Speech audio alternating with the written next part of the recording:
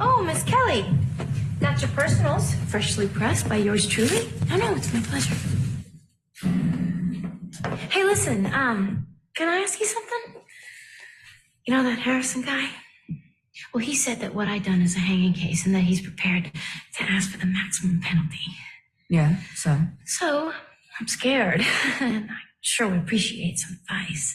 I mean, especially from someone I admire as much as you. See, since I can remember, I have wanted to be on the stage. Really? What's your talent, washing and drying? No. I danced in the chorus. Oh. Well, that was before I met my husband, Amos. Look, honey, you want some advice? Here it is, direct from me to you. Keep your paws off my underwear, okay? Welcome back to another episode of Front Row Cinema, a movie podcast for movie lovers by movie lovers. I am your host, TJ Trimboli, and with me, as always, my co-host, legendary vaudevillain, Mr. James O'Reilly in the house tonight. How's it going, buddy? It's going, and it looks once again like we are up to another glorious flick you missed. Yeah, I mean, just in the sea of nonsense that you happen to see in theaters over the course of the early 2000s, every once in a while I get to pepper in some real fine cinema. And Pepper, you did, because we have an absolute slam dunk this week that we're taking a look at, and we're going to see how well it's aged, along with the hype surrounding the film, its box office analysis, and legacy in the film industry. So if you enjoy this kind of content, hit that sub button on YouTube, leave that 5-star review on Spotify and Apple Podcasts. It's how you help the channel grow. Jim, what have you graced us with for this legendary flick you missed? So we saw it pop up a few times in the box office runs of other movies, and it was a kind of interesting one. So it stuck out to me, and I picked Chicago. Oh yeah, 2002's musical classic, Chicago, directed by Rob Marshall, with a script by Bill Condon and starring Renee Zellweger, Catherine Zeta-Jones, and Richard Gere. And we're turning to this absolute classic here. Jim, I thought I had a VHS cover downstairs, but unfortunately, we're just going to have to go with the lovely DVD cover here. Yeah, one of them iconic covers too, with Richard Gere, Renee Zellweger, and Catherine Zeta-Jones. Both with the two girls hiding the snub-nosed pistols behind their back. Yep. Yeah, very nice. And it's nice too, we've been seeing it with a lot of movies having to go to the bottom of the barrel for the news clipping headlines to grace the DVD cover. But when you got a movie that won 6 Academy Awards, you're going to get some cream of the crop headlines on this DVD cover. So real quick, does it say how many Oscars it won on the DVD? So it says at the bottom we got 6 Academy Award winner, including Best Picture. But Best Picture is the only one that they'll let you know about, at least on the cover. All the other ones, you're going to have to dig deep into some research to figure out what those are. No, I didn't think they were going to say what they won individually. I love the old DVDs and VHSs that had like the how many Oscars they won on a banner. Yeah, the banner at the bottom with the golden statue. You got to let the people know when you got the cream of the crop, Jim. We got right there, headline on the front cover, USA Today, calling it the best. That's a paper I've heard of. The best picture of the year. Listen, they had the big stuff. On the back cover, Jimbo, Roger Ebert from the Chicago Sun-Times, baby. They brought out the king. They dusted off the big guns. And he said, dazzling and electric. You can watch it over and over. Wow. Absolutely. Strong words from Ebert. Yeah. Strong words indeed from the fucking king right there. You got to get the king in there. But we turn to the back right underneath our lovely Roger Ebert quote. We've got our log line, and it reads, Chicago is a dazzling spectacle cheered by audiences and critics alike. At a time when crimes of passion result in celebrity headlines, nightclub sensation Velma Kelly and spotlight-seeking Roxy Hart both find themselves sharing space on Chicago's famed Murderous Row. They also share Billy Flynn, the town's slickest lawyer with a talent for turning notorious defendants into local legends. But in Chicago, there's only room for one legend. Also starring Lucy Liu. Does it really just say also starring Lucy Liu at the end? That's how it ends. That's really that's really great. Like it went through like rounds of edits, and somebody was finally like, "Wait, how have we not mentioned Lucy Liu at all?" Like, how have we not mentioned this character that shows up for one scene in a 2-hour movie? Also starring Lucy Liu is really funny. Oh, that might be like one of the greatest like endings to a log line I think we've ever read there, Jim. Yeah, because it's just so out of left field too. It's like you should have read it in the really sped up voice that they do for disclaimers and stuff in commercials. Also starring Lucy Liu. And it just makes it funnier because it's like it's not even like they mentioned the other actors like in it. Yeah, I Like mean they like mentioned the other characters, yeah, right? they But I name don't think yeah. they said any other actors' Yeah, they say names. the characters and then in the parentheses like is the actor, but that goes with, you're talking about the character. It's just out of nowhere then you're just like also starring Lucy Liu. It's like not even her character with her name in parentheses. It's just the Yeah, people no, need to know that this also that's has Lucy ridiculous. Liu.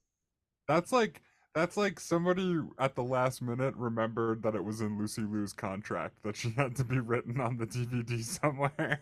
Like, They're like, fuck, we got to get her in there. Where do we put her? They're like, just put it at the end, man. No one will pay attention. yeah, It'll be golden. Ah, well, that's so silly. kudos to you, Lucy Liu. You got on the log line. Now, Jim, did you see this movie in theaters? Yeah, yeah, yeah. I saw this for sure. Nice. I went with my dad and probably my sister. This would have been a movie we saw with my sister, I think. Are you a big musical guy? I wouldn't say I'm like a big musical guy. I would say that if a musical is good, I will enjoy it. Me too. Do you go to musical, like actual like Broadway musicals, or are you more just like I'll watch the movie musical? So the last musical I saw like in person was Beetlejuice. Man, they'll just make anything into a musical now, won't they? Yeah, dude, it was actually pretty good too. It was worth it. But no, I generally don't like going to musicals in person because they are incredibly long. And they are so Yeah. long. They never end. Yeah, no, I am the same way. I do not go like going to watch musicals. Mine mostly because I don't like knowing that the actors on the stage can like see me. There's something about that that makes me like really uncomfortable. Oh yeah. And Yeah, like I guess obviously so. if you're like up top, like obviously like you're a face in the crowd, but like the few musicals I've gone to, I've always been really close to the point that like I've made eye contact with them and now it's like I'm thinking more about what I'm doing to make sure that I don't come off disrespectful to them. Like if they look in the crowd and Yeah. see me yawning, like and Oh it my just god. I'm just so in my head at that point that I can't even enjoy what I'm watching. Yeah, I can totally relate to how uncomfortable it is sitting in like the first few rows of a Broadway musical. I've definitely sat it there before. It's horrible. I hate it. And then like I'm sitting there and I'm like, what if I have to go to the bathroom? Like, I can't get that's too bold a move. I can't get up right now and start walking past everybody to get to the bathroom. They're gonna see Oh me. They're no, gonna but look like you can't get up just at all, and we're no matter where you sit in the musical. That's why they have the intermission, dude. Fucking figure oh, it out then. if I have to go, I can't hold it, man. It's bad. It's bad for the prostate. Well, that's you fucked up. If you have to, you can't hold it to intermission. Well, You are then a bad musical guest. they shouldn't sell you double Jack and Cokes before you go to take your seat. You couldn't hold it like an hour. Come on. No, Boo. dude. Well, I mean, I did hold it because I was too in my head to actually get up. Even when I had to go, I just sat there and was in pain. I was like, I can't do it. It's too bold to move. I can't be that guy. I can't move. What I'll musical piss. was this I'll during? sit there and piss in my seat before I get up and make that move. Yeah, that's what you should do. Yeah. Like again, no matter where you sit, that should be the move. They have like a time in the middle when you can go do that shit. And other than that, you should be watching. Oh man, I can't. See, I can't. I'll stick to the movie musical for me. It's too mind numbing a scene for my anxieties. I can't make it. Can't do But it. yeah, so anyway, though, long story short, I kind of like some musical movies. I don't like going to see musicals as much. Yeah, I'm the same way. I like if a musical is done well, I'll enjoy the movie, but I am not a fan of going to see them on like Broadway or anything like that. I think the last one I went to was Pretty Woman, and that was because Heather had gotten tickets and like didn't have someone to go with. So like I went and I couldn't enjoy it the entire time. because I was just nervous. Yeah. So not Yeah, not a and fan. I'll Not a fan. also say that most musical movies, like most movie versions of musicals, not very good. Like most of them are kind of terrible, actually. It's fair. Yeah, there are very hit or miss. They're either like really good, where you become a six, Academy Award winning movie, or you're pretty terrible and no one's ever going to remember that you were released 5 years later. There's not Yeah, really and there's much like middle a ground. pretty big string of them in like from like 2002 till about like 2012, 2013. There's a pretty big string of them in that time period, and most of them are indeed very forgettable. Like Well, Rock of Ages. yeah. Ooh. Well, it's probably like a fallout effect of this movie, right? Because this movie came out huge Best Picture winner, like huge moneymaker. So that they probably fast tracked every single musical they could probably get their hands on, whether or not Well, it needed to be done or not. yeah, and I'm pretty sure this comes out like the year before the other big early 2000s musical movie, Moulin Rouge. I'm pretty sure Moulin Rouge is 2003, right? Around that time, somewhere around. It might have been a year earlier, or a year later, but somewhere in the early 2000s, it's definitely Yeah, sandwiched maybe it was in. 2001. I don't remember. But yeah, like those are like the two that I think of are Chicago and then Moulin Rouge is like the other big one. So yeah, so they definitely got inundated with a bunch of lesser known properties in the wake of those two huge successes. To the Yeah, look point at now you, Rock that of Ages. yeah, that was the real bottom of the barrel. And it's so funny now because you see whenever they make musicals today, the trailer tries its hardest to hide the fact that it's a musical to get people to go see it.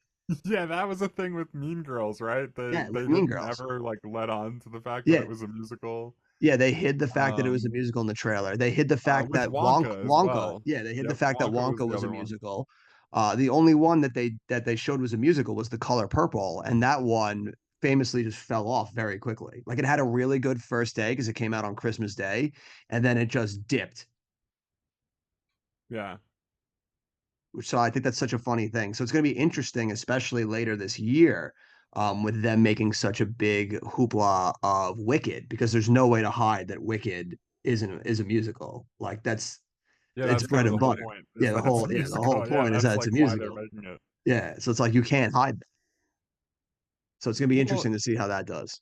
I guess I my thought would be like the two things that you said. I think the big ones were like Mean Girls and Wonka that we just said. Yeah, Like with Wonka, it's like a pretty well-known property, so if you let on that it's a musical, maybe there's like people who would definitely go see a Willy Wonka movie that are kind of like, actually, I'm good, you know?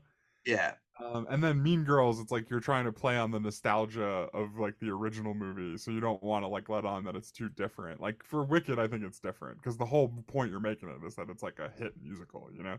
yeah. It's like because that's like a prestige musical too, right? That's like one of the biggest musicals of all time. It's like one of the biggest ever, yeah. Like Yeah, I mean like we talked about Beetlejuice and then Mean Girls was on Broadway, I believe, but those two are like nowhere near the level of Wicked, I think, level of you that. know. Yeah. But I mean, hey, just because you are a hugely successful Broadway musical doesn't mean you're going to be a great, you know, box office sensation. Because I seem to recall another movie that was riding a hype train for December of prestige musical that tanked famously hard. A certain feline, Yeah, Cats. which Still like one of the most amazing stories. Like I can't even believe that they really made that movie. I mean, if they just marketed the movie wrong. If they marketed that movie as a comedy, it would have done gangbusters. Because I laughed harder than any other movie I saw that year.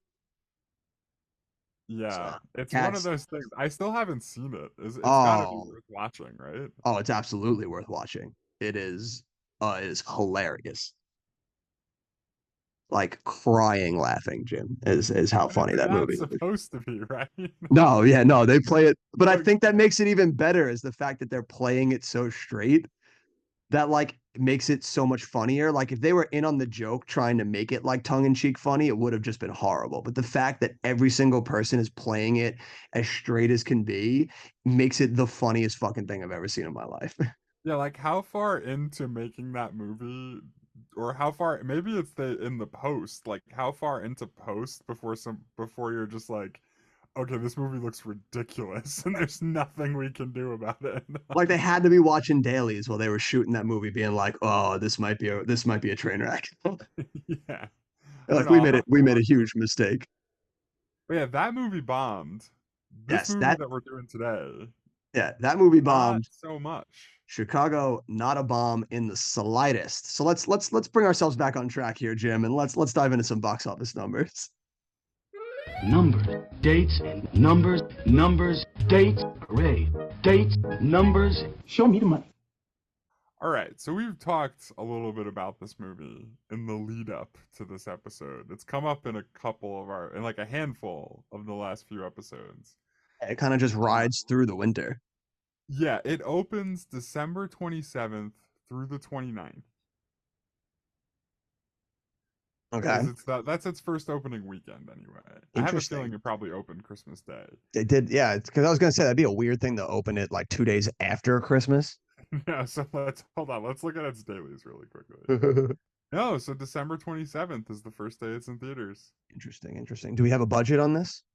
Yeah, budget $45 million. All right, that's not that's modest. Yeah, it's kind of like mid-budget. So, but right, so it gets released December 27th through the 29th, not on Christmas Day, apparently, according to Box Office Mojo. And like we were saying this in an episode earlier, where this movie is getting released because it needs to get released before the new year to count as a movie for the Oscars in whatever year they're trying to get it into the Oscars, right? So this first week it only opens on 77 screens Jeez. to the tune of So that's $2 million. 2 million is pretty good though for 77 screens. So that's like it's like in New York City and like LA. Yeah, right. Like basically, right. This is the like select cities Yeah. starting December 27th. It's all the way down in 13th, but they don't really care about that because like again, they're just trying to hit the deadline for the Oscars. And we've gone over this week with Lord of the Rings. Lord of the Rings was in its second week currently at this point. Hi. So moving on to weekend two, Chicago is gonna bump up to 304 screens. Ooh. And it's gonna pull in uh $5 million. And this is kind of like the reverse of what we've done with movies in the past, where usually we start like somewhere in the top 5 and eventually we work our way out of the top 10. Chicago has officially broken its way into the top 10 in week Oh 2, yeah. jumping from 13th to 9th. This one we're like trying to see how high it can climb. Yeah, Can right. it make it to that illustrious number one? Yeah, week 3 of Chicago, another week we've done, the opening weekend of Just Married. Ooh. It has climbed all the way to 6th place on 362 screens with $5.6 million. Still, dude, to get all the way up there and you still have less than 500 screens, like is shows like how well this movie is doing. Yeah, and if you're keeping track at home, Chicago has not had a drop yet. It starts It's just like increasing week over week. right. So it went from like it like doubled from 77 screens to like whatever it got with the 77 screens, it doubled that on 300 and change. And then in its second week with 300 and change, it went up another 12%. So again, not your typical box office run that we do, right? Very out there. Weekend 4, another weekend we've done, the opening weekend of Kangaroo Jack, which Oh again, yeah. great job seeing that movie. Thank you, thank you, thank you. It's gonna go up to 557 screens, a 42.9% increase to 8 million in 6th place. Yeah, dude, like it's just doing filthy. And I also would like to add as an addendum, I cannot wait until we get to the era of movies of when we went together so that then I can prove back to you that you also chose just as much garbage to watch as me seeing Kangaroo Jack. Yeah, yeah. No, of course, of course. I was with you for a lot of the future ones, so I can only hate on you for so long, yeah. Um and so yeah, so I mean like still hanging around in 6th. I mean, I guess if we're starting its top 10 run from week 2, it's already on its 3rd week in the top 10, right? All right. Weekend 4, or no, sorry, this is weekend 5. it's going to go up another 5% on we go. 616 screens to 8.4 million. It's now in third place. It is crazy that it just continues like that, Yeah, just well, and stellaration. so what's the date though in weekend 5? It's January 24th to the 26th. Like maybe the prototypical version of that dead area that we always talk about. Like there's bullshit coming out. Yeah, and I this was the mean, week we are talking about, right? Where it was like Darkness Darkness Falls is Falls. the number Yeah, one yeah. movie, and Kangaroo Jack's in its second week, and like the Two Towers is in like weekend 6. Like there's nothing else happening, you know? Like, of course you're gonna go see Chicago, like unless you're me, and then you're gonna see Kangaroo Jack. Yeah, and by the way, its total domestic gross after this weekend is up to 40.5 million. So like it's slowly creeping its way toward making that money back, right? Weekend 5, it's going to be like the first week of February. This is the week with The Recruit and Final Destination 2 and Biker Boys. What a it's the weekend! top What a three. weekend at the cinema. Seriously, what a weekend. Um, Chicago, it's going to stay on basically the same number of screens, 623, and this is going to be its first drop of 15.5% down to 7.1 million. Still, still a fantastic hold. Yeah, and so like we're still in the top 10, right? This is its 5th week in the top 10. And it's now crossed past that $45 million budget. It's up to 50 million domestic. Another weekend we've done. Opening week of How to Lose a Guy in 10 Days. Shanghai Nights, a future episode, is in here also in second Oh place. yeah, But Chicago's going to come in third. This is where it really starts to ramp up, right? So this week it's on 1,841 screens. so it officially at That's this point is going to like a wide release because I think it's Yeah, over I mean, 1,000 screens is like considered a wide release. yeah, it's definitely a wider release. Like usually the opening weekends of movies are like in like the 2,500 to 3,000 range for screens from what we've been doing. So it's still like not like the widest release, but it's starting to actually get like some real wide And in like play, momentum. right? And it goes up 50.7% to 10.7 million. It's in third place. Filthy, dude, filthy. Yeah, right. So now we're cruising. We're in the black. Like, it's February 7th. This movie's got all kind. It's like it's probably just won a bunch of Oscars, right? I think usually the awards is either like end of February or like middle of March. So they're definitely probably riding off of the like either the nominations being announced and the awards ceremony coming up, or they've just won and they're riding off that high of people that like finally are getting to see it. Yeah, right. And yeah, it stays in theaters through when normally Oscar movies might get re-released, right? If they were already out. Yeah, so they must Um, have just been going through the nominations because looking at it now, that awards ceremony was March 23rd. Gotcha. Right. So they have like a whole month now in the lead up to the Oscars, and they're starting to roll it out. There's like a Yeah, lot of buzz. It's getting got that big nominations. push. So all right, weekend 8. Chicago is now on 2,268 screens. Oh yeah, it's getting the rollout, baby. They're giving it the red carpet now. It's gonna have another increase, 17.8%. It pulls in 12.6 million for third place. Jeez, And it's behind Daredevil and How to Lose a Guy in 10 Days at this point. what a top three. Yeah, it's in weekend 8. It's in Still going weekend strong, 8. baby. And it's like it's not even like it's way behind Daredevil, but it's still kind of competing with How to Lose a Guy in 10 Days, right? It's like Yeah. way closer. All right, weekend 9. Chicago stays pretty firm with the screens. It's on 2,355. It has a decent drop, 32.5% down to 8.5 million. Okay. Stays in 5th place.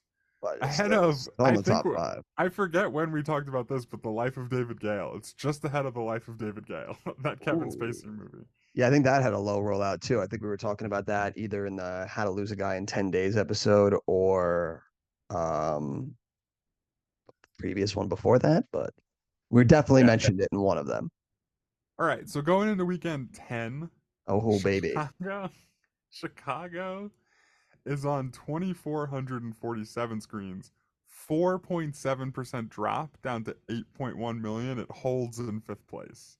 Dude, this is a fucking run, baby. This This is is so a stellar. yeah, this is an absolute stellar run right there. And if you're keeping tracks, like our domestic total through here is 105 million now. So it's really like traveled into success territory, right? Yeah. Um, weekend 11, Chicago now on 2,600 screens, 13.6% drop down to 7 million. It moves up to fourth place. Dear God, dude. We're looking at a fucking success story. Yeah, notables coming out this weekend. Opening number one, Bringing Down the House. That's Steve Martin and Queen Latifah movie, I believe. Oh boy. Queen Latifah So fighting with Queen herself. Latifah's really eating good. She's like Yeah. got 2 movies in the top 10 right now, in the top 5, I should say. All right, weekend 12, Chicago stays firm on the number of screens. I think this might be its peak, 2,600. Goes up 10%, 7.7 million. It goes down to fifth place in weekend 12. Dude. We haven't Yeah, had a I run. think We haven't had a I run have this a good in feeling ages. this is gonna be the movie that like holds oh, maybe not beat Titanic, but it's gonna be close to like the movie that stays in the top 10 the And longest. for yeah, well, even right now, so it's with 11 weeks, because I think of what we said, we just did 12 weeks, and only one of those weeks wasn't in the top 10. So 11 Right. The weeks. first week was only on 77 screens. Yeah. It was not in the top 10. Every other So week so far has been. so right now with 11 weeks, it's tied the number 2 spot with Star Wars Episode 1 that was also 11 weeks. To take the number 1, it has to beat Titanic's 27 weeks. 27 might be a tall order. I don't think it's going to get to 27. So weekend 13, 19.5% drop. It's starting to roll back on screens, 2,565. So far I think 2,600 is right for the peak. Pulls in 6.2 million. It's in sixth place. View from the Top is out here. That Gwyneth Paltrow. Oh, yeah, Ewan Like McGregor. Boat Trip rounding out the top 10 in its opening Oh, week. there was a movie. And Piglet's Big Movie is out there too. Walt Disney Piglet's Big Movie. Man, what a whirlwind of movies to go see. Weekend 14, Chicago's now on 2,701 screens. What? It goes up 19.4%, 7.4 million to go back up to fifth place. Unreal. And this is probably the week that's either right before the Academy Awards or like the weekend of. So it's like their So last right big now we're push. in the weekend of March 28th to the 30th. So I Right, so think it's the it's like week after. It had just right, won the Academy Award. right. It had just won Best Picture, so it's got like a little bump, right? Let's see. Weekend 15. It's down to 2,395 screens, 28.4% drop to 5.3 million. It's now in eighth place. Oh, okay. All right. Might we be getting there? Does it still have some more life Notables to it? notables coming out this week in weekend 15 of Chicago. Phone Booth, What a Girl Wants. Ooh, that's a twofer right there, baby. Yeah, talk about a double feature. Yeah, right? Weekend 16. It's slowly giving back those screens, 2,100 now. 37.7% drop to 3.3 million. It holds in ninth place. Boy, I So see we're the end getting in there. sight. We're getting there. We're dipping back out. Weekend 17. Now down to 1,700 screens, 24.2% drop to 2.5 million. Stays put in ninth place. Oh man. I'm on the edge of my seat right now. This is like, it's a pretty insane run. All right, weekend 18, down to 1,200 screens. Now it's really starting to drop fast, right? 36% drop, 1.6 million to drop down to 12th place. Ooh, and it finally, after a whirlwind run, drops out. So 17 weeks, good enough to take that number 2 spot. So I think it's 16 weeks because in Six- weekend 18 it's in 12th. in weekend 18. Right. So you'd have to take that one off plus the one at the beginning, right? You take off 2. Oh yeah, you're right. But still, 16 weeks is a hell of a run. Still good enough to 16 cement weeks. number 2. Yeah, and nothing was going to beat Titanic, right? I No, mean, nothing was gonna cross that. But that's so good, especially for a movie that never once hit number 1 or 2 in the top 10. But that's an yeah, insane. That's an I mean, you're insane right. run. Right It's different than basically any movie you see today that you would consider a success, there. where Yeah, everything has to start so top heavy and then have rewatch value. Like this movie just like slowly but surely killing you, like just racking in little total, little total, little total, little total, but hanging in that top 10 for a long time rather than getting it all up front. And it gets it done. it's a beautiful thing. It's something that you really just don't see anymore. So it's always a nice special occasion when you do get to see it. And I don't know what beats it down the line, but I do know that this movie cemented itself as the highest grossing film to that time to never hit number 1 at the box office. Interesting. Okay. Yeah, and I'm sure it'll get beat somewhere down the line, but I don't know what movie that is. But hopefully one day it'll be one that we've seen and we'll cross Yeah, to it. well, maybe we can keep track of the ones that we do anyway. So Yeah. totals, it pulls in 170.7 million domestic. Which right against that $45 million budget, huge success. That like is like what, like 3.5, 4 times the budget. Filthy. International, it pulls in 136 million for a worldwide total of 306.8 million.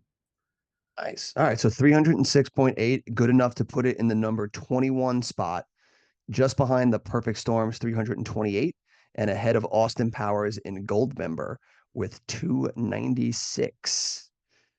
And that 170 domestic going to put itself in the 22 spot on our domestic chart, right behind Planet of the Apes 180 and ahead of X-Men's 157.3. Nice. Yeah, so that's Much different movie than Planet of the Apes. Like huge yes, success because it huge. probably cost like a third of the amount of money to Third of make. that. And I think this is obviously we don't chart this one as much as we do otherwise, but I think this is the highest Academy Award winner since Titanic that we've done. Yeah, that also tracks. Well, actually, no. Didn't Gladiator do really well? I don't think it did 6 though. I know it won Best Picture, but I don't think it did 6. Oh, I see what you're saying. Okay. Yeah, I mean we had this is our third Best Picture winner that we're doing, but I think Right. it's the most decorated one since Titanic. That makes sense. Yeah. Yeah. Also, last note, just on like the success of this movie. Um, you mentioned it earlier with Ebert's review where he said it was all like very rewatchable. I would imagine this is the kind of movie that absolutely crushed it in home video too. Oh yeah, yeah. It's a shame that we can't get the home video sales as easily They're like because it really would hard to be. find. I don't know what, like there's a whole like Box Office Mojo is like so money for a lot of this stuff, but like there's no comparative thing for VHS and like home video sales. Which is a shame because I'm sure this movie did gangbusters on home video. Yeah, it's like the kind of, it feels like it's like absolutely designed for home video. Like you would want your own copy of this to put on whenever because it's such Whatever a you unique wanted. watch and like, and it's, Yeah, I I would don't know, imagine. it's just I very would imagine. rewatchable. I think Yeah, Ebert nailed it on that one. yeah, and I would imagine still to this day because I don't recall ever seeing Chicago on like any streaming service. It was, I watched it on Paramount Plus, but I think it was like getting taken off Paramount Plus, Gotcha. like within a couple of days of when I watched it. Interesting. Very interesting. Well, it must have done very well because the reception to this movie was through the roof, Jimbo. We don't normally see a nice even split on Rotten Tomatoes, but we had an 86% from the critic score and an 83 from the audience score. So right on the money together. That was pretty Yeah, good right there. that might be the Us, smallest gap we've seen. yeah, a 7.2 on IMDb and a not surprising A minus cinema score. Yeah, A minus. A minus, the through line right there. And we already talked about, a lot of the awards that it won. Took home Best Picture. First musical, surprisingly, to win Best Picture since 1968's Oliver. Interesting. Yeah. Okay. So that was huge. And then of course it won Catherine Zeta-Jones Best Supporting Actress. It won Best Sound, which you would hope a musical would be able to pull off Best Sound. Surprisingly, it didn't win Song. It only won Best Sound. Interesting. What Yeah. was there something nominated for best song? I would imagine, right? Yeah, I think there was. Hold on, I could pull that up very quickly because Soap Tango, maybe. I have the thing up right now. Where are you? Best original song. So we have best original song. What did yeah, so Chicago had I Move On. What song was that? I don't remember that song. I don't know that one either. All right, all right. So listen. Are you sure you're not looking at like the Tony Awards or So something? no, no, I'm looking at the right thing. So there was I Move On. I can't remember that one, but it must have been a good one. There was Burn It Blue was also nominated from Frida. There was The Hands That Built America from Gangs of New York, written by U2. Here's a hilarious one. Father and Daughter from the Wild Thornberrys movie, also nominated. And winning that year, Lose Yourself from 8 Mile by Eminem. Oh, okay. That's a pretty tough one to go up against in Yeah. best So song. that's yeah, so that tracks. That makes sense. Man, they probably thought they had that locked in the bag, man. And then Eminem comes out of left field and hold my bag. Which that's interesting. Okay, hold on real quick. Let's get a little bit ahead of ourselves. Okay, okay. Would you take Chicago over 8 Mile? I haven't seen 8 Mile in I couldn't tell you when, so I wouldn't be able to give you that answer without watching 8 Mile again. Yeah, that's fair. Gut reaction right now, I would say Chicago, but that's because I just watched Chicago and it's the one that's fresh in my mind. And the only thing I can really remember from 8 Mile is that he sings "Lose Yourself" in it. Yeah.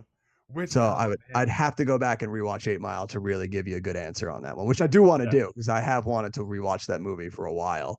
that's I fair. just No, it's just interesting. I hadn't even thought of it, but it's just like I think 8 Miles really good, but like there's no way it was nominated for Best Picture that year, right?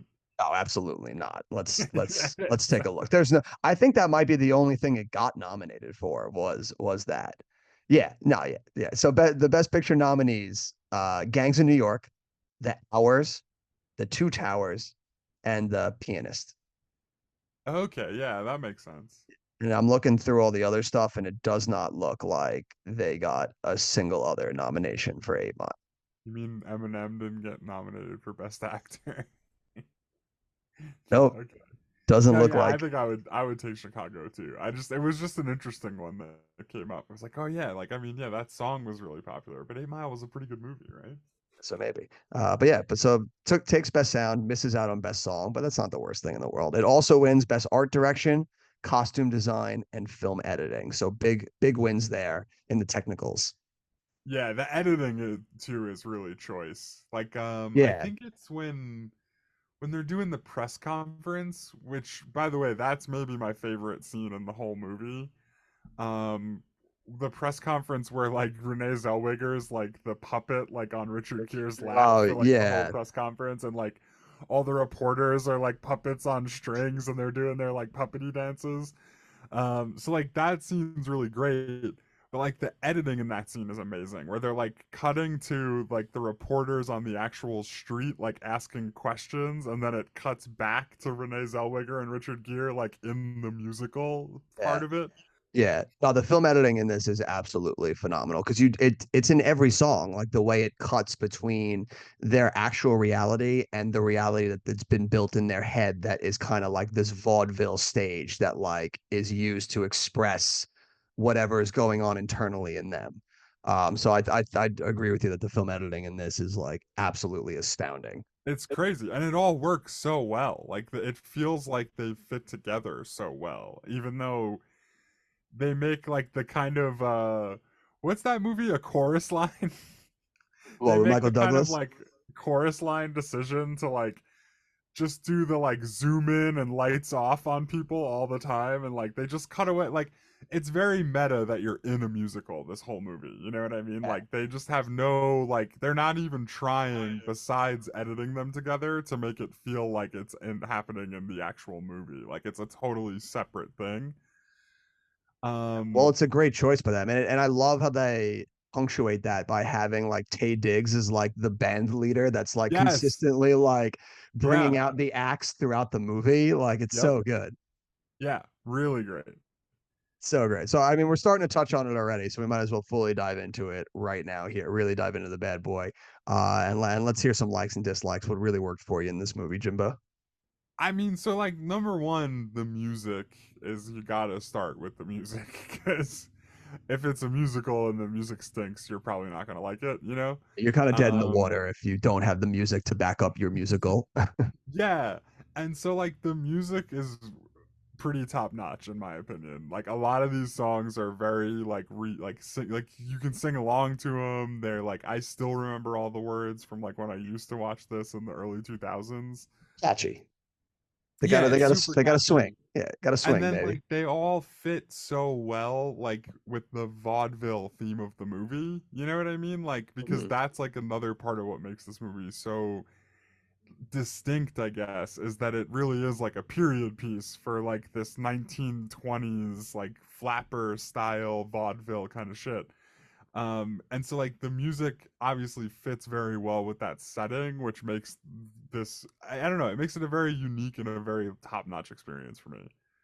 Definitely. It's very interesting in the way that it uses the tools of what that era would consist of to create this unique experience. Because it is exactly like you said, like they take that like kind of vaudeville act that you would see from around that time period and really use it to accentuate, you know, all the songs in this movie and everything that they're going through. Because if they just did like a usual musical that you see where like, you know, when Catherine Zeta-Jones is explaining to, you know, when Renee Zellweger gets in there and she's overhearing all the girls talk about like while they're in there and it cuts to the vaudeville act of the girls singing about like he deserved it, I gotta kill him. Like if it was just doing Which it in the by the prison. way, none of those guys deserved it. Oh yeah, yeah, Like absolutely not. maybe only one of them, and even then it's like only because they didn't give you all the details, so he might not have deserved it either. Like but the one where the lady's like, and then he ran into my knife like 12 times. uh, Like that guy might have, because she's kind of like light on the details. But everybody else, it's like he was like the popping one, his gum, yeah, and that so girl I when she was killed like him. he And wouldn't it's like, stop what? popping his gum. I was like, girl, I think you might have a problem. Yeah, that he had it coming. Yeah, Okay, he had that it doesn't seem coming. like worth murdering somebody over, but okay. Yeah, so yeah, that song is so funny. But yeah, but if they just did it straight and it's like Roxy is seeing that in the prison and they're just singing it in the prison, it wouldn't hit as well or feel as distinct or as unique to this time or as this movie makes it if it didn't do that cut to this kind of vaudeville show that you as an audience are kind of ingesting. Yeah, well, because that's like that's what sets the movie apart to me is that all those cutaways and all those things that are like the kind of fanciful reality where the songs exist in, it's all such a spectacle, and that's what makes this movie a best picture worthy is that it's a huge spectacle from beginning to end, you know? And the Um, spectacle like fits within the theme of the movie because like one of the I think I this is another movie that I remember watching as a kid and it's so funny getting to come back and watch these movies where like now I'm like an adult and I can actually like see the theme and what they're going for in the movie and how this movie is just this huge thing about, you know, celebrity and just this like overinflated ego within your mind that encapsulates, you know, the world of being a celebrity. So like the spectacle of like seeing the reality in their head of this vaudeville show only heightens the absolute delusion that's going on in all these people's minds throughout this movie. yeah, yeah, right. No, the fact that it's a spectacle plays into the theme of like how celebrity can dictate things, you know what I mean? And how like how society is like desperate for a celebrity, you know? Like they're all just looking for the next person who's going to sell papers. Which by They're the just way, looking for the next talk about a dopamine movie hit. that's aged well. Yeah, dude, this movie, I'm watching this movie like when I watched it the other night. I'm like, dude, man, you could have made this movie today and it still hit just as hard. Like this movie Yeah. is so appropriate for today's like culture. It's insane. Yeah. Well, and like think about it, like Roxy Hart like The she's Huck Tao girl, the what? Yeah, yes, the Huck Tao exactly. girl Yes, is Roxy Hart exactly. right now. She's like not really talented necessarily. Like she has no business being in a vaudeville show. other than she's really famous, like people know her name, they like her haircut, you know, like so she's in all this shit. But yeah, exactly, the hug to a girl. It's literally just Roxy Hart. It's so good. And I love a movie too that has a cynical ending there to it, where it almost seems like our, two lead characters have learned next to nothing by the end of this movie. Yeah, oh, it's amazing, It's right? so good. It's Yeah. so good. Well, no, Like, I mean, right. What better way for it to end? Well, no, that's not true. What they learned is that they need each other. That it's sometimes yeah, it's but good it's to have somebody that you can rely on, you know? yeah, but when the idea to that is that we're doing that so that we could cling on to the last bastion Right, of celebrity that right, we desperately need. right. Like you could It's tell, just like we've the only learned way nothing. anybody's gonna let us put on a show is because me and you being in a show together is a total sideshow. Yeah, it's so fun. And then I love that they're like, we make a show and they come out with Tommy guns and start like fake shooting stuff. And it's just like, Yeah. so, did they remind me of like people like OJ Simpson, who's like gets off for murdering somebody and just still continues to become this insane, silly spectacle throughout the rest of his career where he's making tongue in cheek jokes about it for the rest of the time. Like, he's like, Yeah, I but didn't kill that him, but if I something did, Yeah, something feels very real about that though, right? Like where if yeah. you got off and you got away with it, like you can kind of joke about it and people will even think you're charming if you do, Yeah. you know? Yeah, and people will eat it up. Like this movie is so timely. And it's one of those movies that I think will always age well. I don't think there's going to be any point in time where this movie will age poorly because there's always going to be people like that. Yeah, I mean like when I was a kid, I probably thought that it was a little over the top and like but still kind of like understood what they were going for. Um, it got that feels like it got so much worse like after this movie came out. Like in the next like 5 to 10 years, it feels like everything this movie was saying aged so perfectly, and we've never looked back. You know? Yeah, well, because I feel like it was still like such a, like I don't want to say new thing, but like with the dawn of the internet around there, and like you're becoming so open to a completely different world of celebrity because you see it now, and you don't have to be like back then. It was like, yeah, he's a terrible actor and he's in shitty movies, but like he's sort of a celebrity. But now it's like you don't even have to be in a movie. You don't have to be a musician. You don't have to be good at anything. You literally just need your phone, a social media app, a video of you doing something, and boom, you've got this type of notoriety that people like Roxy Hart are chasing. Yeah, and it's not even like the 15 minutes of fame anymore. Like that's always been a thing I've heard forever. Like everybody has their 15 minutes of fame. It's like Hmm. you can turn your 15 minutes of fame into like a few good years of like a handful of people supporting your stupid online bullshit. You know what Yeah. I mean? Like so like I don't know, like it's got more longevity than maybe like Chicago makes it seem like these days. But then again, isn't that kind of like what they're doing at the end? Like she That's gets a kind of the little point. bit more longevity out of it by being a sideshow. So I don't know. I feel like this is the kind of thing that feels like it's aged well because now we're adults. Yeah, I agree with that.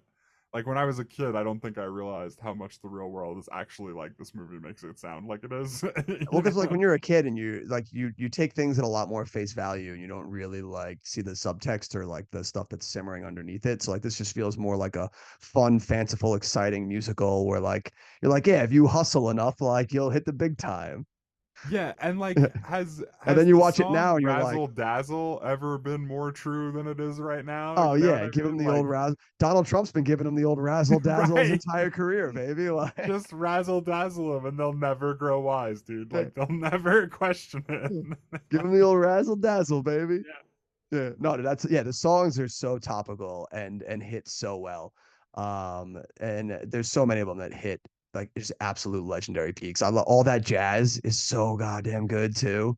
Yeah, all Like, that jazz is great. Yeah. yeah, yeah, and I love the way that we've talked a little bit about it already, but like I have to go back to just like praising the film editing in this movie because even in that opening scene too, to realize that like she's singing the all that jazz song and like you see Roxy Hart there and then Roxy leaves and it's like you realize like that's the night that like Velma Kelly gets fucking arrested for murdering her sister and it's like just the way that like they play with the time frames of everything popping back and forth with each other, but like it never loses itself because Yeah, that's an well, easy thing to do.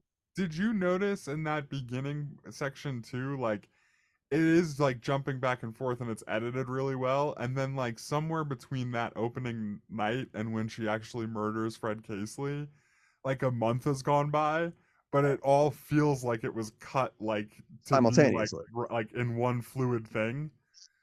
Yeah, it's so good. Yeah, it's amazing. Yeah. Yeah, it's absolutely amazing. Fred It's Casely, by the way, did you notice who is the actor who played Fred Casely? oh, the guy that she shoots, right? Yeah, yeah. Is isn't he on Burn Notice or something, right? No, it's McNulty from The Wire. Oh, that's right. Yeah, that's right. From The Yeah, Wire. Dominic West, right? I think is his yeah, actual yeah. name. Dominic West, that's Yeah, his yeah. name. Yeah, Yeah. Oh yeah, it's McNulty so on The Wire though. yeah, it's so Just like funny. that Yeah, so might yeah, be one of the ultimate like this was 2002 and I had no idea who that guy was. But like now when I watch it, I'm like, oh my god, that guy was great. in Chicago. It's a great that guy. There's It's a great one. the district attorney, the DA that arrests her too is he was on 24. He was the first husband of Yep. yeah, what's it of the president, Yeah, yeah, which yeah, is totally. hilarious. And then I mean, I guess you have to consider Lucy Liu as of that. Like she's in it for why did they hire her for that one scene? I Like don't was know. it She was really good in it. she was and like so like I wonder if it's like a thing where it's like, you know, because you're chasing that celebrity and like it's these girls that are doing these things that are creating this buzz and it's always like you have your 15 minutes and then it only takes the next thing to happen for you to be out. So I wonder if that's why they casted like an actress of known stature to be like, you know, that they're chasing that pomp and circumstance. So like it makes more Yeah, sense I that it'd be could see somebody that. you Like know. you want that person to be a recognizable star. Yeah, because Yeah. then the audience is buying into it too. Like, oh, like I'm already kind of more drawn to this person than I was Roxy just a minute ago. Exactly. And then it's like it becomes more dire for Roxy to pull that power back and take it a step further and be like, I just hope the baby's okay. Yeah, which what an amazing fucking scene. Cause like up to that point, like so like all right, so the music in this movie is great, right? Yeah. But there really is like these amazing relationships happening all throughout it that make it like just like a genuinely good movie separate from the like the music, right? Mm. So the relationship between Renee Zellweger and Catherine Zeta-Jones and how Roxy goes from being this like wide-eyed like thinks Velma Kelly's a star and is happy just to be near her, right? Like she like wants to do her laundry and pick up any info she can. She's even a little bit like all about Evish, maybe. Like you can tell Oh she's like kind yeah. of like slick about it, you know? Um, and how like it goes from Velma Kelly like kind of high roading her and like that clip we played in the beginning, like you want to tip, don't touch my underwear. Like she's just like you're the laundry girl, like get out of my face, you know? Um, so like the way that that flips, where like all of a sudden Roxy like is becoming like a huge star and she's got all the clout now, and then like you said, like Lucy Liu's like heiress murderer steals the spotlight again, and Catherine Zeta-Jones goes to like rub it in Renee Zellweger's face, like she's like, ah, see, it can happen to you just like it happened to me, just like it can happen to anybody. And Velma Kelly walks away, she's like all happy, like she like rubbed her nose in it. And then Roxy Hart faints, and it's like it's just so perfect. Like Velma Kelly's like, oh my god, she's so good, like Yeah. she's so insane. Like He's like the lengths this girl is willing to go. yeah, like even she didn't think to push it that far. You know what I'm saying? Like Yeah. And I, she's I like lo- will not be stopped, will not yeah. be denied. And I love too how like they don't like really make an effort at any point to kind of redeem her throughout the movie. Like it's No. almost like it's Renee Zellweger's like descent into accepting the fact that she's a terrible person. Yeah, And I yeah, and love like that that they she's commit kind to of that. okay with that, and maybe Yeah, she needs to be to get what she wants out of life. yeah.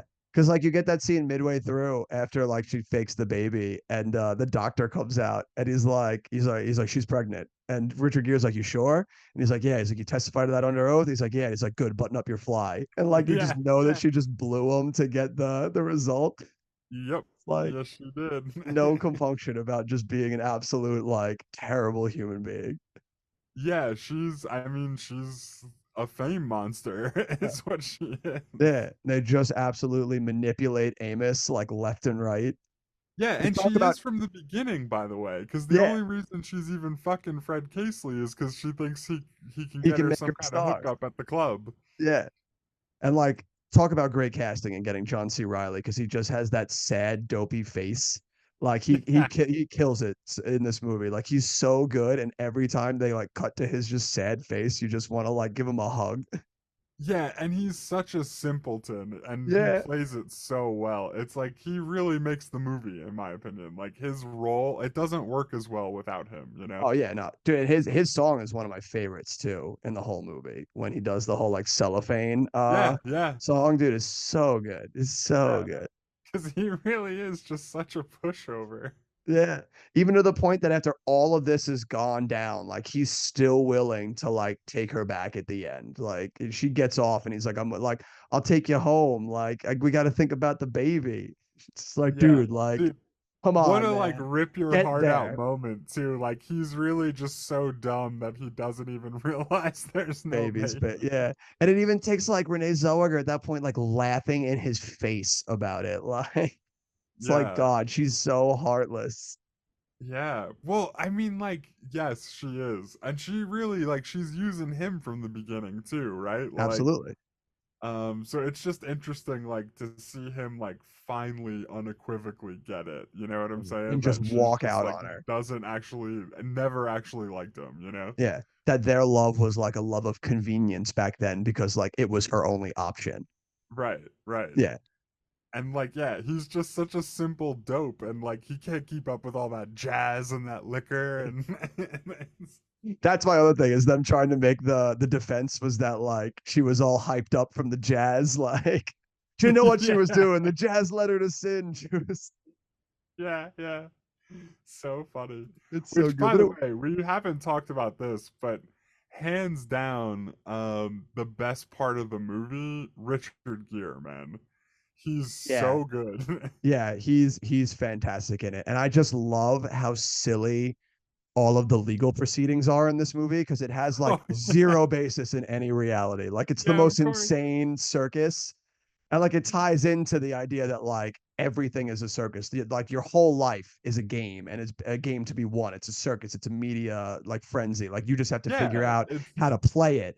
But like you're watching it and you're just like, it's so funny because like it works within the context of the movie, but you're like in real life, like those legal proceedings would be like shut down so quickly. yeah, they're so ridiculous. They're But no, so it plays absurd. in so well to the theme of the movie, which is maybe Yeah. the part that's aged the best, which is like the truth doesn't matter. What matters is what you can convince people. You know what I mean? And like if It's we another can thing you convince see. 12 people for just this afternoon that you don't deserve to hang, you won't. You won't. Yeah. And then like by the time you even get out of the courtroom, people are going to forget you exist. You know what I mean? And they'll be Like on to the next thing. Yeah, it's yeah, so good. yeah. And it's stuff you do It's like still it see to fits this so day. well. It's like it reminds me of a lot of things today where it's like who knows what the truth is, but can you Yeah. convince enough people to vote for it, you know? Yeah, exactly. Like everything today feels like a media circus. And it almost was like prophetic in the sense of like how big media would play a part in shaping,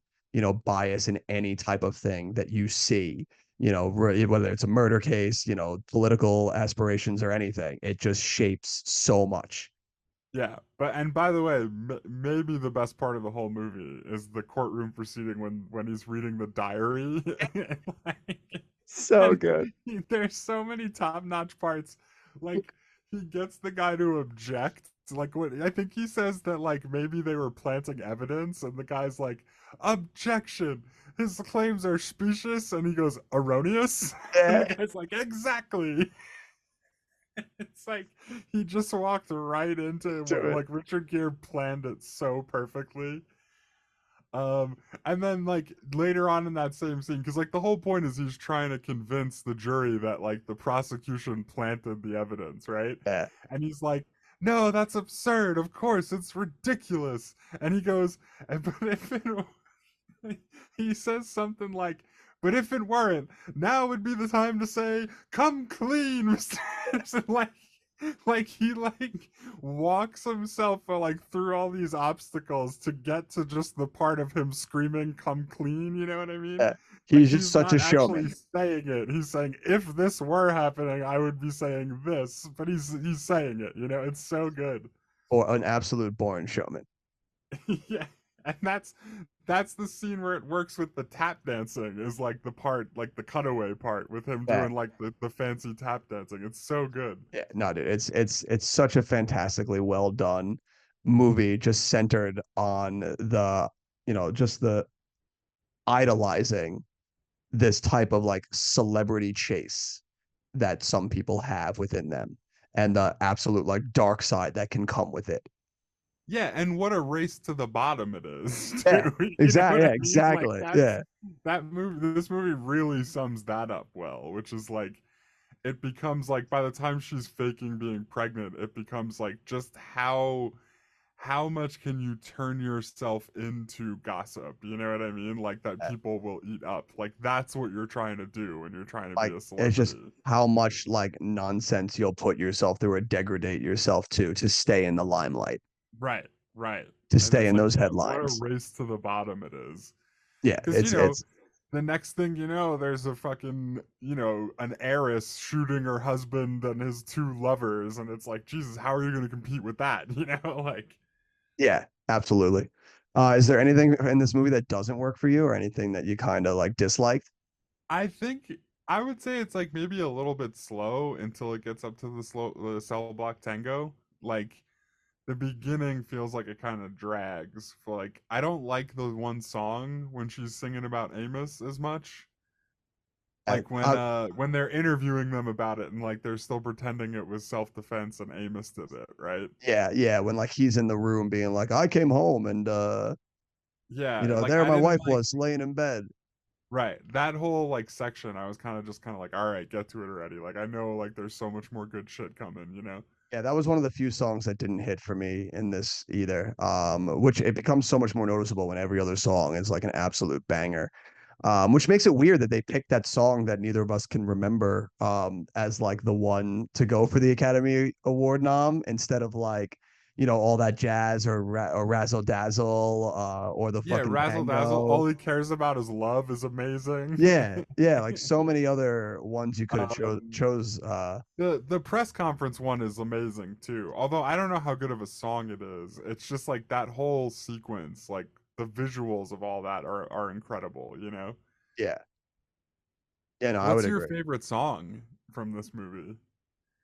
Ooh, the cellophane one. Oh I yeah, just yeah, love you that. It's just mentioned simple, Cellophane. simple, but like so effective. When he's doing like the jazz Yeah, and he's hands doing too. like the jazz hands, and he's got like the slow little steps with him, like he's just this sad clown. Like Yeah, it's yeah, and he's got and like yeah, right, like the vaudeville like clown yeah, paint. and Yeah, it's so good. he doesn't even have a full crowd. There's like two people in the audience, like one's smoking, reading the paper. Like he can't even get people to listen to his one song that he's got in the movie. Like it's just punctuated so well. I'm like, I love this scene. Yeah, yeah. Which that reminds me of maybe one of my favorite maybe one of my favorite like little tiny details from this movie. Mhm. How Richard Gere gets Amos's name wrong every time until they're in the courtroom, and like then you realize it was a play the whole time, I like he like knew because he exactly gets what it he was right doing. and Amos is just like so endeared to him in that moment. You know what I mean? You're like, oh my god, he was setting him up for that. That's so amazing. Genius. Um, I think my favorite song is the one when Roxy's singing about like how she's like gonna be the next famous person. I don't know what it's called. It might just be called Roxy, honestly. Oh yeah, where like where the first one where like her name shows up in the big lights, Yes, right? Yeah. yes, yeah. That's my favorite song in the movie. And I think it might even be my favorite like dance number in the movie too. How she's kind of like the star of it and it's on that like full black screen with just like the few like light up things that happen on the black. Yeah. And there's like all like the Chippendale dancers with her. Like that's my favorite song and probably my favorite like dance number. Good one. That's an absolute good one. But yeah, it was just a phenomenal movie, a really great musical. And I don't know that I have anything else to add. Do you? No, I think that pretty much covers it. Yeah. And, The only thing, this isn't Chicago related, but oh, it's from okay. something that happened in one of our previous episodes. What was the wacky name? Burr Steers, I think the guy's Burr name was. Steers, baby. Yeah, who So wrote How to Lose a Guy in 10 Days? yeah, we missed quite an opportunity for IMDb deep dive because he's well. directed a couple of movies, but maybe most famously, he is an actor in Pulp Fiction. Is he really? Yeah. I saw this like after we had done the episode where we talked about him. He's when they do like the scene with Brad, Okay. I think he's like dead like throughout that whole scene. Like do they shoot somebody in the beginning of it? Yeah, yeah. He's one of the dudes in the apartment then. Right, right. He's one of the guys in the apartment is Burr Steers. Amazing. Amazing. Absolutely fantastic. That's such a weird that guy, That's right? such a that guy. And I think with that, I think that's the perfect time to segue into the IMDb deep dive.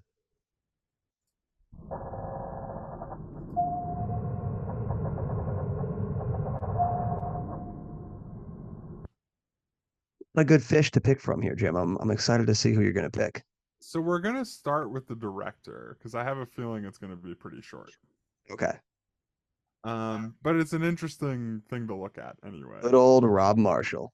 Good old Rob Marshall. So his first movie credit, like as a director, is a TV movie where he directed Annie in 1999. He does the Kennedy Center Honors, like some bullshit TV special. I don't know what that is. And then in 2002, he directs Chicago. Sick. 2005, he directs another pretty big name movie, if I remember correctly from the time. Do you take Chicago or Memoirs of a Geisha? Ooh, dude, good follow up, man. That's a great Right. movie. It's like 3 years after. It's in 2005, but seriously, good follow up. Good follow up. I would still take Chicago, but great follow up. And then in 2009, he directs Nine. I don't know what that is. It's another musical, but I've never seen it. Okay, yeah, that's kind of why I wanted to bring this guy up because he does seem to do a lot of musicals too. We'll get into some more in a little bit. But for right now, do you take Chicago or 2011's Pirates of the Caribbean on Stranger Tides? Oh God. Chicago all day. Yeah, of God. course, Chicago. Fucking I think I Stranger think On Tides. Stranger Tides is one that I saw and it was not good. Yeah, they really fell off a cliff after 3. Yeah. There's like some Chicago retrospective in 2014. That's not really what we're here to talk about. But then there's 3 musicals. So I'm Oh, going to all ask right. you to rank these 3 musicals against Oh, Chicago. Oh dear God. Okay.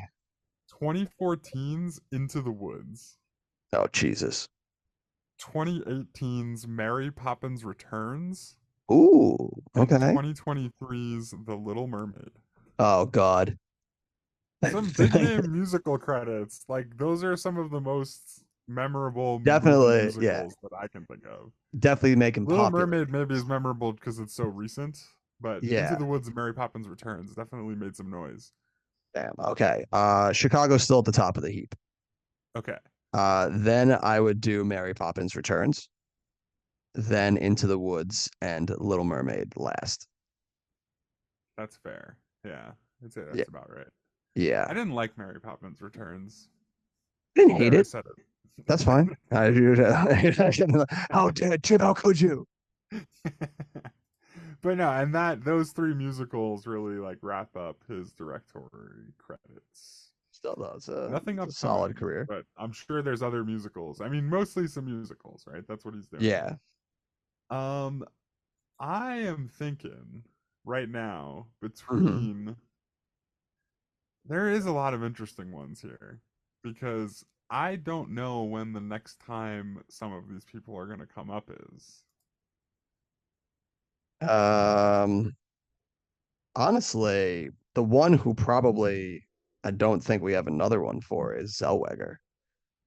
Really? Well, no, Yeah. that's not.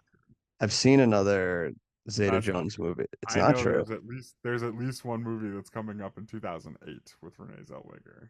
That we saw. Oh, absolutely. That's okay. All right. I'll take your word for that. This would have been a movie that I'm pretty sure you and I would have seen it, just you and I. Interesting. I don't know if we would have convinced anyone else to go see this with us. Interesting. A But date I'll movie. just tell you if you want. Well, yeah, I'm not gonna. I can't think of it. 2008's Leatherheads. Oh yeah, we did go see that. Yeah. Yeah. No, I think it was you, me, and Phil. The three of us went and saw that.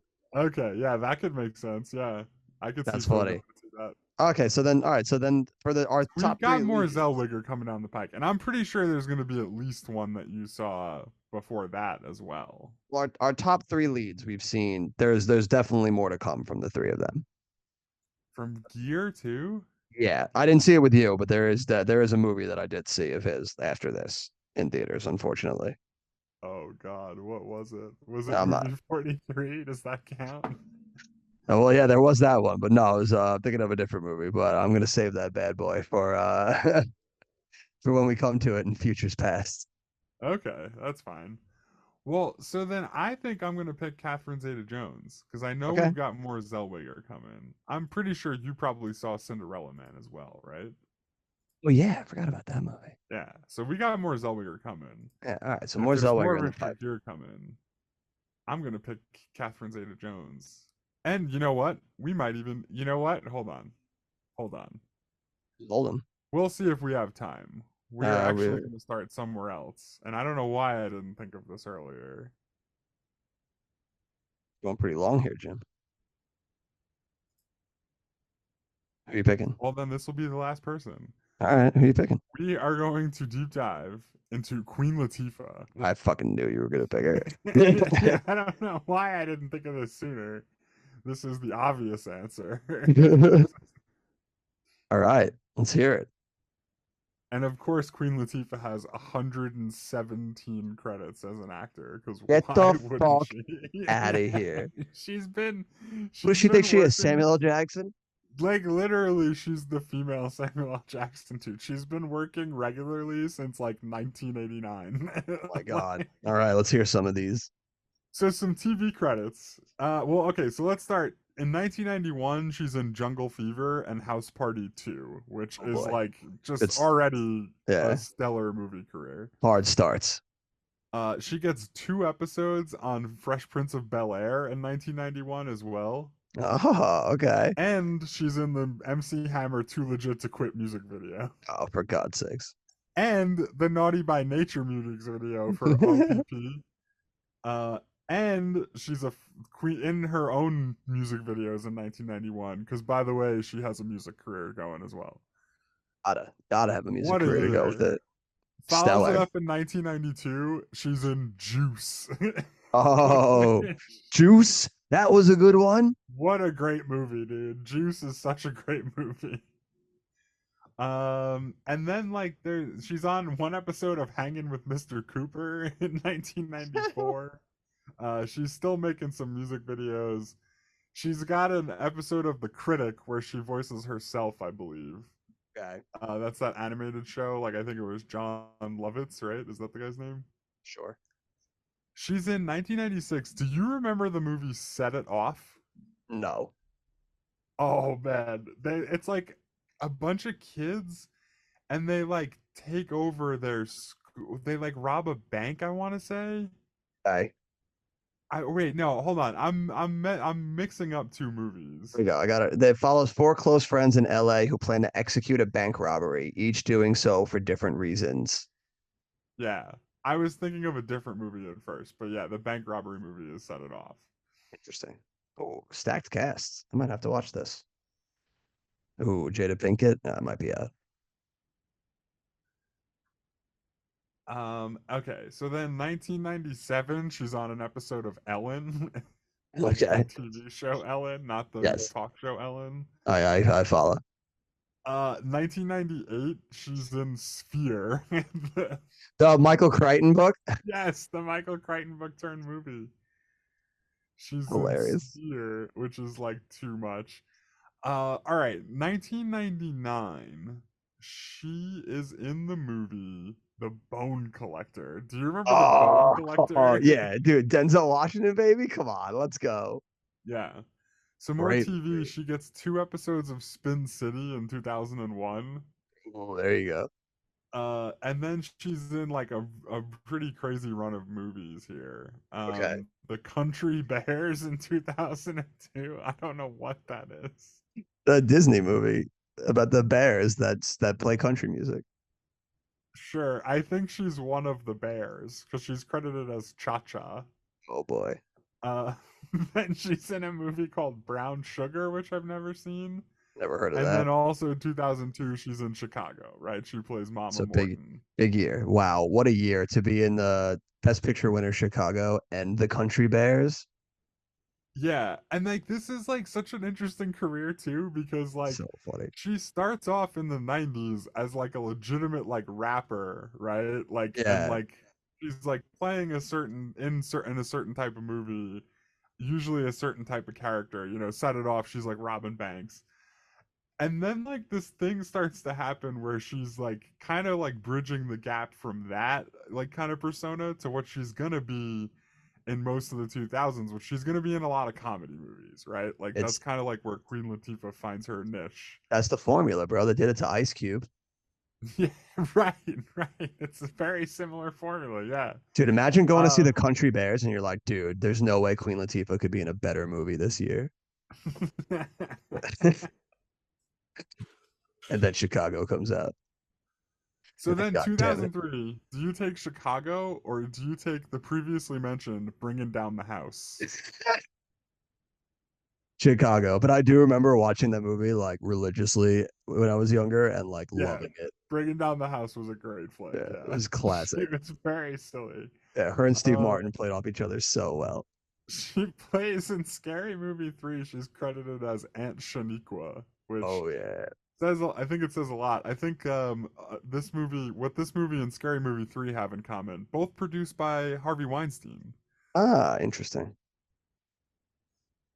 which I think says a lot about why she's credited as Aunt Shaniqua. That's like sounds like something Harvey Weinstein would say. Oh my god. In 2004, she's in Barbershop 2, Back in Business. Oh, classic. Yep, another comedy. She does a voice on The Fairly Odd Parents in 2004 for one episode. And then 2004, she has some of maybe the best back-to-back comedy like release in history. Okay. Yeah, let's 2004, hear it. she's the security guard in The Cookout. Oh god. Dude, I remember Followed that by movie. followed by credited as Belle Williams in Taxi, Oh boy. Oh, the Jimmy Jim. Fallon movie. Jim. We saw that in theaters, I Jim. know we did. I'm now Jim. aware that we saw Taxi in theaters. I'm not thrilled about it either. Never want to hear you talk down to me on Kangaroo Jack ever again. And then yeah, I mean like she's got a lot of credits here, and we've been going for a while anyway. But maybe we'll pick up on Queen Latifah like from Taxi forward when we do Taxi. How does that sound? Sounds pretty good. Yeah, she does have just a filthy amount of credits. Yeah, but so far we've gone through from when she was like a rapper and had some like more serious dramatic roles to Taxi starring Jimmy Fallon. So just that gets you an idea of like the journey over the front. The trajectory of yeah. Oh my god. What an absolute what a career right there. Some great movies and some movies. And And I think some and some movies. and don't forget about Hanging with Mr. Cooper. That And was Hanging with amazing. Mr. Cooper. Yeah, you can't forget about Hanging with Mr. Cooper. An absolute classic right there. And now we're gonna be hanging out with our star ratings, Jim. I'm Roger Ebert. Been a scene from the best film of the decade. This is a great film. Fucking right, Raj. We know it's a great film because you wrote about it on the DVD cover. Yeah, what was Roger Ebert's star rating for it? Does it say on there? Oh no, it doesn't say on it. It just gives his sweet little non sequitur there. But let's say Roger Ebert, Chicago review. What did the old Raj have to give? Raj gave it 3.5. Huh. Yeah, I think I'm kind of right around that same thought. We don't use the out of 4 scale, but I'm gonna give this like it's a really great movie, but it's maybe not quite like Lord of the Rings, Titanic level great. You know what I mean? It's maybe just like a slight dip below. So I'm gonna give it a 4.5 out of 5. 4.5 out of 5. That works. I'm right there with you. I agree in everything you say. I do think this movie is absolutely phenomenal, but it is, just slightly underneath those like all-time perfect classics that we've mentioned. So I'm going to be right there with you. I'm going to give this movie a 4. So with a 4 from me and a 4.5 from you, Jimbo, that's going to give us a new score. So we do not have to play any battles tonight. That's going to give Chicago an 8.5, which is going to settle itself in the number 7 position, just behind Spider-Man with a 9 and just ahead of A Knight's Tale with an 8. Which Okay. yeah, that's good. That's good company right there. Good Good enough to company. break itself into the top 10. I think that's absolutely worthy.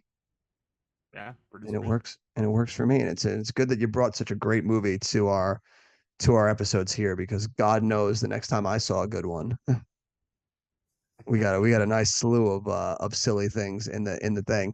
We're not guessing for next week's episode because we already spoiled it last week in the We fact that already we don't know ruined how to count episodes. it. So next week is Shanghai Nights, and we're jumping into an action comedy classic. Owen Wilson, Jackie Chan, good old Shanghai Nights. So we're going to be partying with that next week. Jim, before we wrap up here tonight, do you have any recommendations for the people? So I saw Trap this morning, Oh, and I think I would recommend it to people, if only because it's existing in this weird space, which we've said on this show before that movies don't really exist anymore, where M. Night Shyamalan, I think, is financing his last like handful of movies, like Old and Knock at the Cabin, and then this one. So this is like the mid-budget, like 30 to 35 million dollar movie that I think it would be cool if people went to go support, like go check it out. Like I think it's like set to pull in like 17 million for its opening weekend or so, which like yeah, again isn't like a huge wow you number, but when you only spent 30 million to make a movie, it's like a pretty good start, it it's seems not like terrible. If you could have good legs, like you could run out to a nice like little return there. yeah. And I don't know, it was interesting enough. I was able to stay with it throughout. I didn't necessarily love the ending, but I would say go check it out. I would agree with that sentiment. I also saw Trap just recently. By the time this episode comes out, Trap will have been out for a hot minute, and it's a good chance it won't be in theaters anymore. Yeah, very If it possibly won't be if in it theaters at doesn't all by the time if this it doesn't episode have comes the out. legs, but hopefully, or at least maybe hopefully it finds some life on a home video. So if you do your video on demand, make sure to give it some love over there, give it some money. Because I'm with you. It's a movie that does exist in a weird space where it's not like amazing, but I still think it's a movie that's worth watching and definitely worth one supporting, if just for the reason of what it can do for the vitality of the box office outside of our big blockbusters. Yeah, like show there's a way to make money besides like spending $400 million and making like 3 billion. So show Yeah, that like there's a way to yeah, succeed other than that. like you could still do those, like to still, but maybe once in a while, yeah, or just a few times of the year, you just give a few to a 40 million movie and see what happens. And that's our recommendation to you out there today, this week, people. Go give Trap some support, and we will catch you here next week when we dive into the classic Shanghai Nights. And as always, we'll see you at the movies.